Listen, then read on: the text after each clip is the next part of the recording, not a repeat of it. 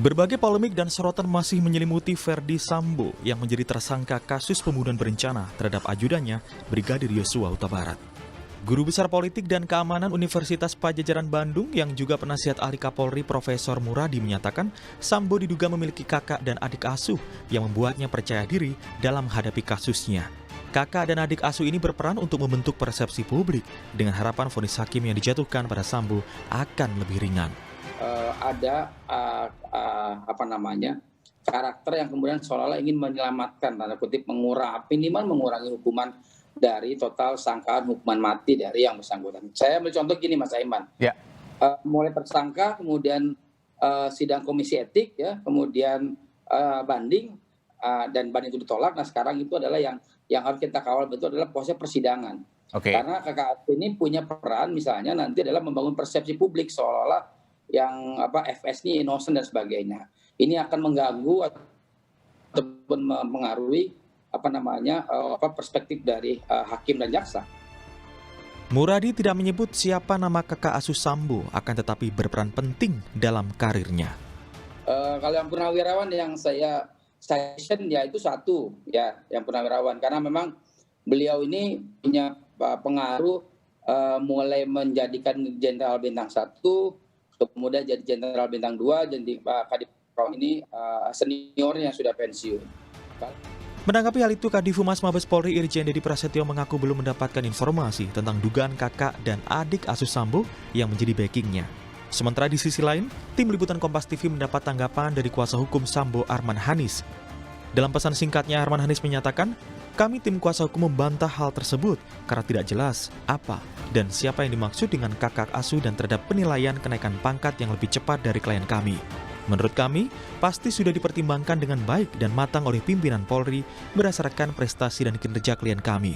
Dan juga kami, tim kuasa hukum melihat pernyataan tersebut sangat asumtif dan tanpa dasar. Kami persilahkan pihak yang menyatakan hal tersebut untuk membuktikan pernyataannya. Kami menyesalkan ada pihak-pihak yang terus berusaha melakukan penghakiman di luar konteks masalah hukum klien kami. Selanjutnya, kami tidak memberikan tanggapan lebih lanjut karena tidak berhubungan dengan perkara yang kami tangani. Terima kasih. Sebelumnya ada 3 Kapolda yang diduga terlibat kasus Sambo, yakni Kapolda Metro Jaya, Irjen Fadil Imran, Kapolda Sumatera Utara, Irjen Panca Putra Simanjuntak, dan Kapolda Jawa Timur, Irjen Niko Afinta.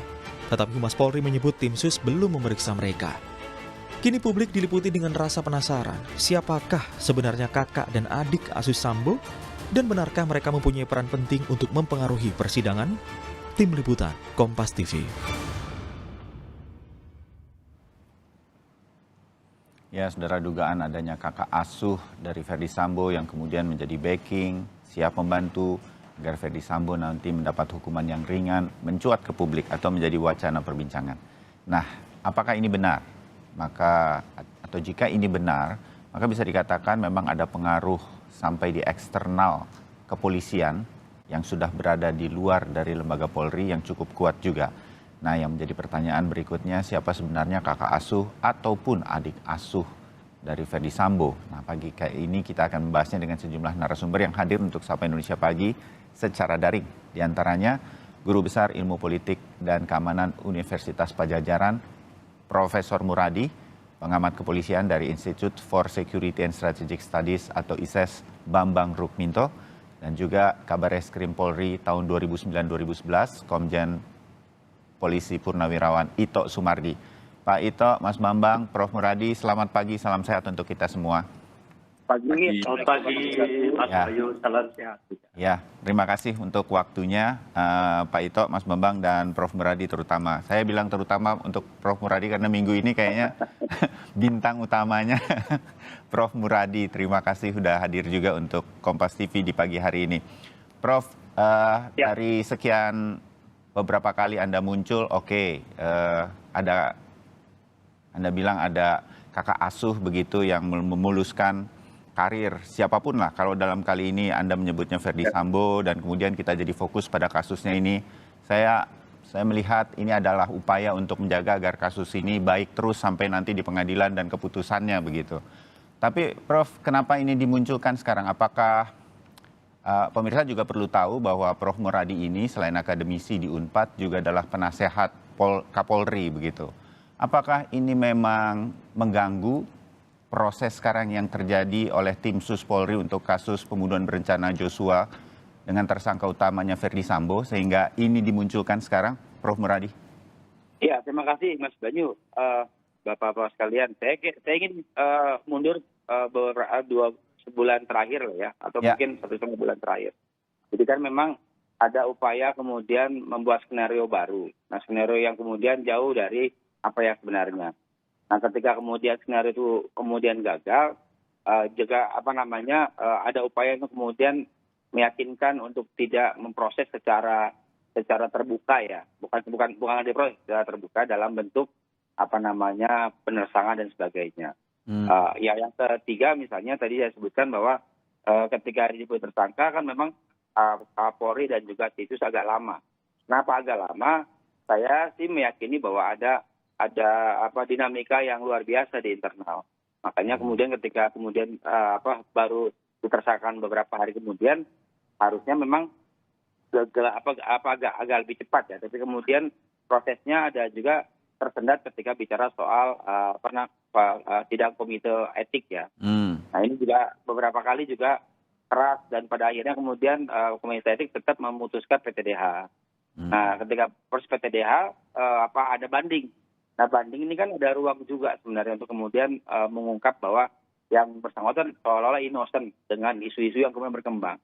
Nah saya sih melihat ini akan terus sampai nanti persidangan umum ya. Makanya pertama kali saya lontarkan kakak asuh kan sekitar pertengahan Agustus. Ini saya munculkan lagi karena kita nggak ingin kemudian orang tidak fokus pada penyelesaian kasus ini. Prof, ada dua hal ada keterlambatan atau kelambatan yang tadi itu ada sedikit vakum itu Anda yakini, Anda duga, Anda dapat informasi dari internal bahwa ada gangguan dari eksternal tapi masih ada hubungan yang kemudian kita sebut sebagai kakak asuh ini terhadap kasus ini atau apa begitu? Apa memang kan kalau kita tanyakan, kita juga mengikuti, kita tanyakan ke Pak Dedi sebagai juru bicara dari Polri, dari Kadif Humas Mabes Polri mengatakan enggak, ini prosesnya terus berjalan apa dan segala macam, kayak nothing happen gitu, Prof. Ya kalau sebenarnya ada apa? Ditanyakan tiga-tiganya saya dapatkan data itu, informasi tepatnya bukan data informasi yang saya pengen uji betul sebenarnya apakah memang informasi tersebut itu memperkuat asumsi awal ya.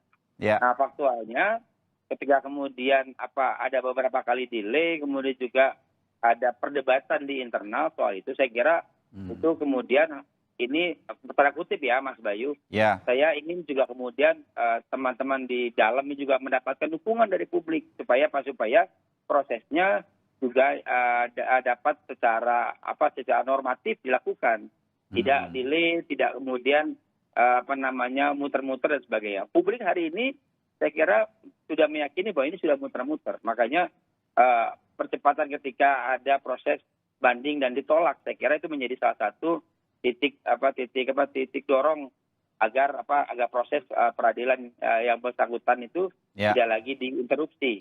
Minimal misalnya begini Mas Bayu, minimal di internal kan kalau udah P21 misalnya kan di internal tidak lagi terlalu di bawah tekanan. Nah tekanan itu akan pindah pindah ke proses peradilan umum. Nah proses peradilan umum ini ada aktor yang lain ya di luar polisi yang namanya misalnya hakim dan jaksa. Ini yang saya kira juga perlu disampaikan ke publik bahwa proses ini nggak boleh diinterupsi dan nggak boleh diganggu dengan hal-hal yang bersifat personal. Karena begini, kasus FS ini bukan kasus operasi kepolisian. Ini murni personal yang kemudian menyeret organisasi. Saya bilang kasihan organisasi karena apa? Karena Polri itu cukup besar dan kemudian juga sudah selama tiga pimpinan Polri dari Pak Badudin, kemudian Pak Tito, bahkan ya kemudian setahun Pak Aidam itu kan bagus sekali. Nah ini kalau kemudian terseret hal yang remeh-temeh yang kemudian bersifat personal, ini kan buat saya luar biasa sayang, dan itu yang saya kira saya ingin tekankan bahwa harus ditekankan bahwa kasus ini harus selesai supaya internal Polri-nya berwibawa begitu. Oke, ya sedikit saja Prof. Muradi, sedikit lagi. Saya penasaran mumpung ketemu Anda begitu ya. Dari mana Anda meyakini bahwa ketika kasus ini masih dipegang oleh tim Sus Polri saat ini untuk kasus pembunuhan berencana terhadap Joshua, ada yang ingin mempengaruhi kasus ini itu dari kalau kemudian kita sebut kakak asuh karena sudah berada di luar begitu dari kepolisian, itu dari mana Anda punya keyakinan itu? Apa memang begitu? Apa memang polisi yang pensiun seperti Pak Ito misalnya masih boleh, apa itu sampai bisa mempengaruhinya? Apa kan udah nggak punya struktural, bagaimana dia bisa mempengaruhi hal-hal itu di dalam? Mas Bayu, akan tadi kakak asuh, ada asuh itu ada 2 ya. Yang masih aktif, masih yang sebagian besar pegang posisi strategis ya. Oh, ada juga yang masih aktif. Oh. Ya, makanya saya bilang yang masih aktif ini yang kemudian menjadi bridging untuk kemudian menyampaikan dari yang sudah tidak aktif. Pak Bayu juga harus paham, Mas Bayu juga paham bahwa memang kayak purnawirawan macam seperti Pak Ito, kemudian beberapa yang lain itu dihormati betul, didengar betul gitu. Makanya kemudian diyakinkan dan sebagainya. Saya kira ini yang kemudian juga, apalagi ada bridging tadi, ada jembatan untuk menghubungkan antara yang kakak asuh sudah pensiun dengan teman-teman dengan yang kemudian mengelola kasus ini yang tadi tim sus, Kapolri dan sebagainya seperti itu. Ya, terbayang Prof. Muradi, karena Anda menyampaikan ini menjadi wawasan baru lagi bagi publik terutama secara keseluruhan, apa yang harus dibenahi sebetulnya di kepolisian. Bagi saya sebenarnya kan seperti itu. Mas Bambang, Anda juga selalu mengamati kepolisian, walaupun mungkin dari luar, tapi nggak jauh-jauh juga sebetulnya. Benar tuh, yang dikatakan Prof. Muradi, masih bisa hal-hal semacam ini terjadi. Mas Bambang. Kemungkinan itu sangat besar sekali ya, karena memang pengaruh antara kakak asuh dan adik asuh ini sudah menjadi kultur mulai sejak Akpol gitu loh. Kemudian berkembang ketika sudah bertugas, ini juga terkait dengan pola promosi di internal gitu loh. Karena tidak ada merit system yang bisa berjalan dengan bagus. Kalaupun peraturan terkait dengan merit system itu ada, tetapi fakta-fakta di lapangan ini tidak berjalan gitu.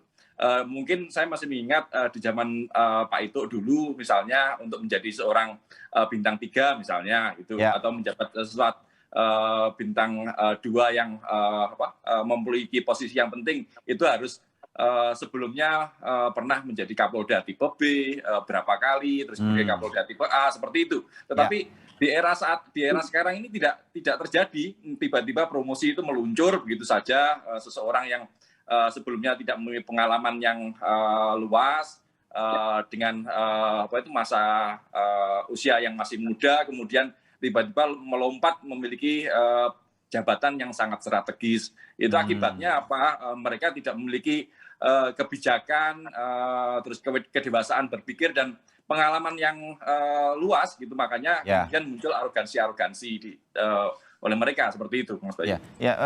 Dalam pandangan Anda, menghormati senior udah pasti terjadi kan di dalam institusi yang disiplin militernya sejak di akademi dulu memang sudah bagaimana menghormati kakak angkatan dan lain-lain begitu. Bahkan ketika sudah keluar dari institusi, dalam hal ini Polri, mereka juga masih sering berkomunikasi. Jadi ada positif juga sebetulnya hal-hal semacam ini.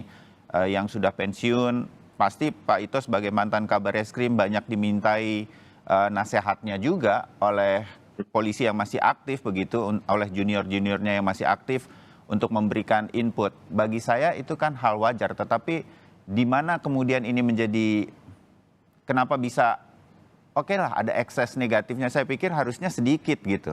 Karena ini kan semua menjaga dan tahu batasan-batasannya, nggak boleh ya kita kayak begini-begini. Tapi kenapa jadi cenderung, saya mendengar dari Mas Bambang dan Prof. Muradi, kita khawatir ini lebih banyak negatifnya, hubungan kakak dan adik ini yang sebetulnya saling menghormati sebetulnya sampai batas itu, Mas Bambang. Karena saya melihat tidak ada sistem yang memastikan bahwa sistem yang baik-baik itu berjalan dengan benar gitu loh. Hubungan kakak asuh, adik asuh ini memang sangat bagus ya, karena memang ada kedekatan-kedekatan sehingga sharing experience, sharing, terus kemudian perintah itu bisa sehati, itu ada chemistry seperti itu. Tetapi fakta-fakta yang di lapangan ini lebih pada hubungan-hubungan pragmatis gitu loh. Hanya sekedar mengejar promosi jabatan atau kemudian kepentingan-kepentingan di luar kerja, misalnya yang menjadi sorotan kemarin tentang terkait dengan gaya hidup hedon gitu misalnya. Mereka bergabung bersatu untuk kepentingan pragmatis untuk mengumpulkan pundi-pundi misalnya seperti itu. Bahkan karena sistem tidak berjalan, setelah pensiun kadang-kadang mohon maaf Pak Ito, saya melihat ada beberapa yang tiba-tiba ketika mengurus sesuatu di internal itu istilah kawan-kawan disembelih juga sama juniornya seperti itu. Ini kan tragis gitu loh. Kenapa itu terjadi? Karena sebelumnya pimpinan di atasnya juga tidak membuat sistem yang bagus gitu. Sehingga sistem itu berjalan dengan berjalan semestinya gitu loh. Seorang yang barusan pensiun padahal sebelumnya terkait dengan urusan itu tiba-tiba ketika mencari izin dipungli juga. Itu terjadi di kepolisian seperti itu. Iya. Oke, terbayang kita. Pak Ito, ini mumpung ada Pak Ito, benar kayak Pak Ito ini termasuk kakak asuh atau enggak? Artinya gini Pak, saya sebagai publik ingin tahu yang Prof. Muradi amati dan sampaikan ke publik ini kemudian menjadi warning begitu, mudah-mudahan dianggap sebagai sebuah kritik membangun untuk kepolisian. Dan juga Mas Bambang amati, ini benar terjadi dan kemudian harus seperti apa kalau ya, Pak Ito? Baik, terima kasih Mas Bayu. Yang pertama saya ingin membahas dari pendekatan empirik ya, karena saya kan 35 tahun lebih menjadi anggota Polri. Saya dididik juga di Akpol, salah satu lembaga pendidikan Polri. Jadi sebetulnya istilah kakak asuh dan adik asuh itu satu hal yang sangat lazim ya, di semua lembaga pendidikan, bukan hanya di Polri saja. Nah, kenapa? Karena ada atas dasar mungkin kedekatan ya, ada kedekatan karena satu daerah, ada kedekatan satu alumni pendidikan ya. Kemudian biasanya seorang kakak asuh ini dari mulai pendidikan dia sudah melihat potensi adik asuhnya. Sehingga pada saat kakak asuh ini ya, itu menjadi pejabat di Polri, tentunya yang bersangkutan juga akan melihat bagaimana adik asuhnya pada saat dia bertugas di Polri. Nah, jadi kalau dari positifnya itu adalah dia akan berupaya untuk bagaimana memberikan pembinaan karir dan perkembangan karir pada yang bersangkutan ya. Meskipun mungkin di sini kan ada namanya pendekatan nepotisme ya, tapi nepotismenya yang dalam arti positif. Nah, hanya memang tadi sebagaimana dikatakan Prof. Muradi, Pak Bambang, bisa saja timbul Mas Bayu ini ada loyalitas sempit ya, keberhutangan budi ya, kemudian juga barangkali yang bersangkutan itu menyisihkan daripada potensi-potensi lain yang lebih baik yang kebetulan bukan jadi adik asuhnya. Nah, oleh karena itu di Polri itu kan dari sejak beberapa waktu yang lalu kan sudah diterapkan merit system. Kemudian juga ada sistem assessment. Nah, hanya tadi betul yang dikatakan Pak Bambang, ada indikasi mungkin dalam pengawasan pelaksanaan maupun kepemimpinan yang mungkin perlu untuk diperbaiki ya. Dia pun sudah masuk ke dalam materi yang kemarin dalam focus group discussion yang diselenggarakan oleh Pak Menko Polhukam langsung ya, kebetulan saya hadir dari pagi sampai malam. Nah, itu ada namanya akselerasi reformasi kultural. Jadi sekarang ini dengan adanya kasus ini maka diperkirakan menjadi pintu masuk untuk melaksanakan reformasi kultural. Nah, sekarang kaitan dengan kasus yang dikhawatirkan oleh Prof. Muradi itu wajar-wajar saja, Mas. Ya. Hanya kan kita dalam proses penanganan masalah hukum atau penyidikan atau proses penyidikan oleh Polri dalam sistem criminal justice system itu kita memiliki 3 hal. Pertama adalah waktu ya. Waktu penahanan yang bersangkutan. Ini kan sangat sudah ditentukan oleh undang-undang. Jadi kita tidak bisa memperlambat ya. Kemudian yang kedua, kasus ini kan direkayasa Mas Bayu ya. Dari yang harusnya sederhana menjadi rumit.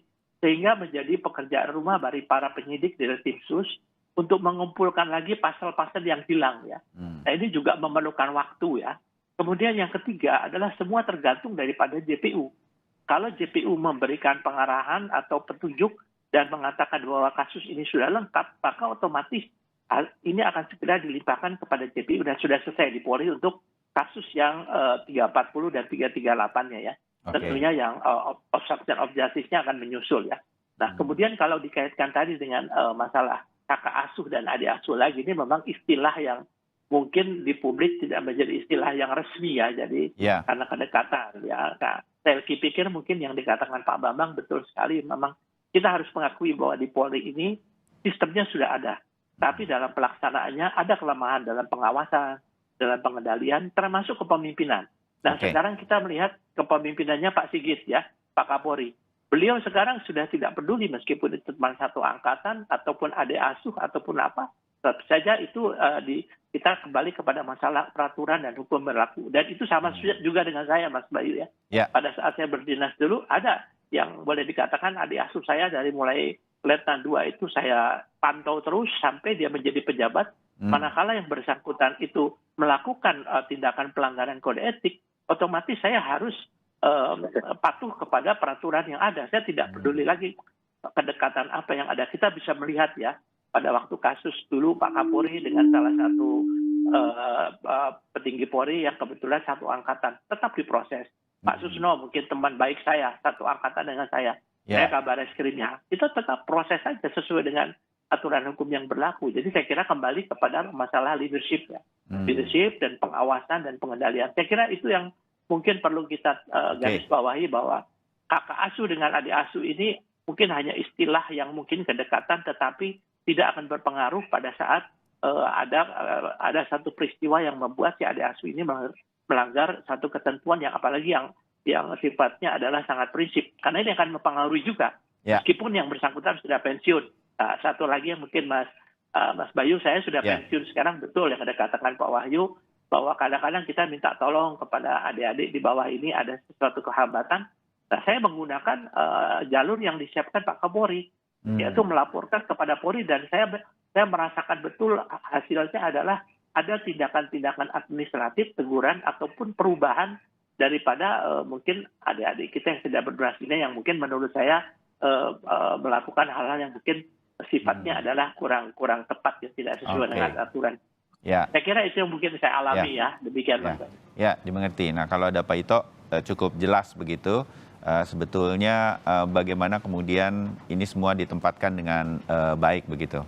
Saya break dulu, Pak Ito, Mas Bambang, dan Prof. Muradi. Nanti saya akan kembali ke kasus dari Ferdi Sambo.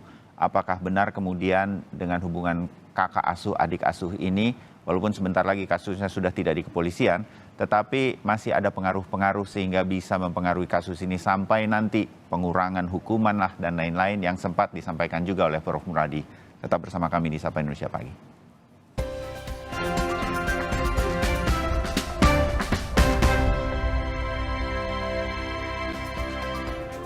Ya, saudara, terima kasih Anda masih bersama kami di Sapa Indonesia Pagi. Kami lanjutkan dialog kami mengenai kasus Ferdi Sambo yang ada alot-alotnya di beberapa tempat begitu, karena ada sosok kakak dan adik asuh yang sekarang menjadi wacana ini dan sedang kita bicarakan. Masih ada Prof. Muradi, Guru Besar Politik dan Keamanan dari Universitas Padjadjaran, Bambang Rukminto, pengamat kepolisian dari ISES, dan Pak Ito Sumardi, mantan Kabar Eskrim Polri.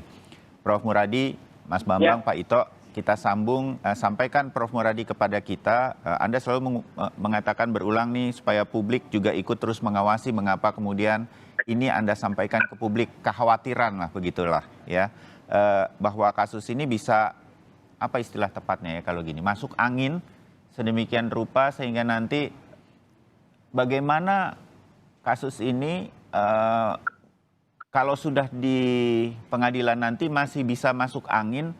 Sehingga ada upaya Ferdi Sambo misalnya mendapatkan hukuman paling ringan dari yang mengancam dirinya atau pasal pidana yang mengancam dengan apa peristiwa yang terjadi ini, yang dia rencanakan itu.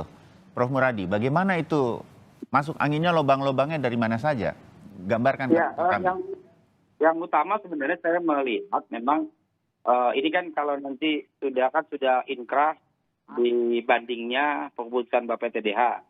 Nah, kemudian katakanlah dalam waktu dekat P21 ya, sudah diserahkan ke JPU. Nah, maksud saya kalau sudah di situ, maka sebenarnya langkah internal Polri jauh lebih mudah. Apa? Karena dia yang mereka akan memastikan bahwa prosesnya berjalan. Nah, tinggal prosesnya ada memang mau seperti apa kira-kira nanti tadi kakak asuh, adik asuh itu. Ada 3 hal Mas Bayu yang memang saya jadi kalau udah di pengadilan kan udah nggak murni di kepolisian, kakak asuh, adik asuh ini masih bisa gerilya? dalam tanda petik? Iya, bisanya tadi kalau saya ada 3, Mas Bayu. Pertama memang orang-orang yang kemudian merasa dekat dengan FS ya. Ini jadi bukan lagi orang-orang internal sebenarnya. Apakah dibantu A, B, dan C lah. Yang kedua, tadi yang disebut sebagai kawan-kawan dekat FS. Ini bisa pengacaranya, bisa kemudian temannya, bisa kemudian orang yang kemudian punya akses ke jaksa dan juga hakim. Nah, yang ketiga, saya juga ingin garis bawahi bahwa ini adalah ada juga misalnya kedekatan soal ketika misalnya FS itu menangani kasus di Kejaksaan Agung ya. Waktu itu misalnya Jaksa Agung Pinangki dan juga soal kebakaran kantor kejaksaan. Nah, 3 ini juga kan saya kira juga harus jadi ruang, jadi pintu masuk. Makanya saya sih ngerasa bahwa kenapa kemudian perlu terus diatensi, perlu dipantau. Mungkin internal Polri jangkauannya sudah agak jauh karena sudah dipegang oleh JPU. Tapi poin pentingnya adalah 3 ini masih memungkinkan dilakukan. Apa caranya, Mas Bayu? Ada 2. Yang pertama tadi membangun persepsi publik ya. Publik kita mengcounter narasi dan sebagainya. Yang kedua adalah tadi bentuknya lobby tadi. Karena pernah berhubungan, pernah dibantu, kawan baik dan sebagainya. Nah, ini yang saya kira juga perlu dilihat. Nah, di mana sebenarnya kemudian internal? Internal sebenarnya ketika kemudian sudah P21 ya praktis sebenarnya akan fokus pada kasus yang lain. Tapi tadi penting juga untuk pimpinan Polri ya untuk memantau bahwa prosesnya memastikan bahwa teman-teman atau orang yang pernah dibantu atau merasa terbantu dari internal oleh FS ini kemudian menahan diri untuk tidak lagi melakukan upaya perbantuan dan sebagainya seperti itu. Oke, terbayang Prof. Muradi. Terima kasih supaya ini jadi gamblang bagi kita. Oh, itu hubungannya.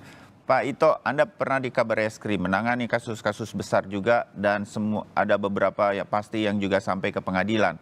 Benar tuh, bisa sampai seperti itu masuk anginnya. Kalau untuk kasus ini sangat penting bagi Polri soalnya. Kalau kasus ini di pengadilannya melempem, seperti Mas Bambang katakan, Prof. Muradi katakan, jelek juga tetap citra kepolisiannya. Pak Ito. Baik, makasih Mas Bayu. Saya kira apa yang disampaikan oleh Prof. Muradi tadi ya, itu kekhawatiran yang sangat masuk akal. Pengalaman saya ya Mas Bayu ya, bahwa kalau sudah ya di kejaksaan, kalau kita lihat daripada criminal justice system ya, sistem peradilan pidana, di kejaksaan itu juga sangat memungkinkan, namun kita juga jangan lupa bahwa kejaksaan punya komjak ya. Tentunya beliau-beliau di komjak itu punya integritas. Kemudian pada saat di pengadilan seperti Kompolnas lah ya, Polri punya Kompolnas gitu kan, komjak di kejaksaan. Oke. Ya, kemudian di Mahkamah Agung di peradilan itu ada namanya komisi yudisial. Meskipun kita sendiri tahu bahwa sistem hukum di negara kita saat ini masih banyak kelemahan. Contohnya mungkin yang pagi ini sedang ramai dibicarakan oleh Mas TV ya. Nah, tertangkap tangan. Itu kan bisa saja karena dengan pengaruh-pengaruh apakah materi ataukah pengaruh-pengaruh lain yang bisa mempengaruhi seseorang yang bertanggung jawab terhadap memberikan keadilan ini juga bisa terganggu. Nah, apa yang disampaikan Prof. Muradi tepat ya, bahwa sekarang dan tadi Mas Bambang bahwa kita semua harus mengawal. Saya ini kan purnawirawan juga sekarang jadi masyarakat biasa yang kebetulan sangat paham tentang masalah proses penyidikan sampai selesai. Dan saya juga sangat mengetahui dan apa-apa yang dilakukan oleh dalam kasus ini, siapa yang salah, kemudian siapa yang dikorbankan ya. Saya kira mungkin itu tanggung jawab saya juga sebagai masyarakat sipil biasa sekarang ya, untuk turut mengawal ya. Jadi di masalah kakak asuh dengan adik asuh ini kalau kita lihat di Polri saat ini sudah dipotong oleh Pak Kapolri ya. Jadi Pak Kapolri nggak peduli gitu ya masalah itu. Dan sekarang kita tinggal ngawal pada proses penuntutan, kemudian proses pengadilan perlu kita kawal bersama. Jadi jangan sampai pengaruh daripada kakak asuh ya terhadap adik asuh, kemudian juga ada pihak-pihak lain yang memiliki kemampuan finansial, memiliki kemampuan pengaruh ya, mempengaruhi itu tidak bisa masuk ke dalam proses peradilan atau proses penuntutan sehingga betul-betul pengadilan atau keadilan itu bisa dirasakan oleh pihak yang menjadi korbannya. Demikian Mas Bayu. Ya, terbayang. Konfirmasi dari Pak Ito ini Mas Bambang bahwa sampai ke ke masa peradilan nanti juga masih bisa masuk angin ini, ya mengkhawatirkan juga. Sekali lagi saya berpikirnya citra Polri sangat dipertaruhkan dalam kasus pembunuhan berencana ini. Nah, ini mungkin juga jawaban ya Mas Bambang, bagaimana kemudian kita nih melihatnya selama ini Verdi Sambo dan kuasa hukumnya nggak pernah bicara loh di media. Jadi seperti saya menyebutnya beginilah, kalaupun tidak persis betul, ada kepercayaan diri yang berbeda begitu, karena tampaknya nanti baru akan bicara di pengadilan dan lain-lain, karena sudah mengatur semuanya, sudah tahu akan terjadi apa dan bagaimana begitu. Ini yang jadi nyambung bagi saya begitu, semacam puzzle di kepala saya begitu, tanpa bermaksud menduga-duga sebelumnya begitu. Nah, bagaimana Mas Bambang kemudian kepolisian, saya jadi agak sedikit melebarkan juga ke kejaksaan dan juga nanti peradilan kita mampu mengawal kasus ini untuk publik, untuk tidak hanya untuk Polri tetapi untuk sistem hukum di negara kita, Mas Bambang. Masih bisa optimis nggak kita? Benar Mas Bayu. Bagi publik, optimisme penegakan hukum itu dibangun dari awal. Etalasenya adalah kepolisian. Makanya ketika kemudian kasus ini seolah-olah ditunda-tunda, dimolor-molorkan, ulur-ulur seperti itu, persepsi masyarakat kepada kepolisian kembali menurun gitu, terkait dengan upaya untuk yang disampaikan Pak Ito tadi, potong generasi. Ini harus direalisasikan dalam momentum ini gitu. Potong orang-orang yang bermasalah dengan melakukan PTDH itu harus dipercepat. Ya. Salah satu kasus terkait dengan Brigjen Hendra misalnya, sampai sekarang tertunda 3 kali, misalnya seperti itu kan, dengan alasan saksi sakit. Kita berprasangka baik bahwa itu memang terjadi. Tetapi kan persepsi di masyarakat tidak demikian, bahwa ini adalah upaya untuk mengulur waktu seperti itu. Dan kemudian apa yang terjadi dengan waktu yang semakin panjang yang ditunda-tunda seperti ini? Pihak FS tentunya membuat strategi untuk sebagai upaya untuk mengurangi ancaman hukuman dan kemudian strategi setelah P21 seperti itu, Mas Bayu. Ya, di titik-titik inilah kemudian bisa terjadi ya. Prof. Muradi, kalau kita mau melihat kasus ini, seharusnya kasus ini beberapa pengamat hukum pidana ketika kami berbincang berkaitan dengan kasus Verdi Sambo ini, seharusnya sudah cukup terang benderang, ini direncanakan, pasalnya jelas begitu, kejadiannya jelas sedemikian rupa, lepas dari motif lah begitu. Sehingga seharusnya ini adalah hukuman yang maksimal. Tapi ini mungkin saja, makanya kemudian Anda sampaikan kepada publik, ini mungkin saja tidak akan maksimal. Begitu yang kita khawatirkan. Prof. Muradi. Ya, dari awal saya tegaskan ini kasus biasa. Kasus biasa, seseorang marah karena alasan pribadi, kemudian melakukan pembunuhan. Yang jadi masalah adalah dia menyeret-nyeret organisasi, menyeret-nyeret institusi. Itu poin penting yang saya kira perlu kita garis bawahi. Nah, poin pentingnya ternyata dari organisasi, saya kira cuma 1-2 orang, ternyata 197 orang yang dia seret itu kan. Itu kemudian bisa kemudian akan nambah misalnya karir senior maupun juniornya juga akan terganggu, mungkin masih puluhan lagi karena dianggap juga punya kontribusi. Nah, yang saya nggak paham sebenarnya adalah ini kan very simple kasus ya, very simple case yang kemudian bisa dituntaskan dalam waktu cepat. Nah, karena dulu tadi Pak Ito sampaikan dulu yang jauh lebih besar misalnya bintang 3 bahkan. Kemudian juga tahun 78 juga bintang 3, nggak ada masalah prosesnya. Diproses dan kemudian semua baik-baik saja setelah itu.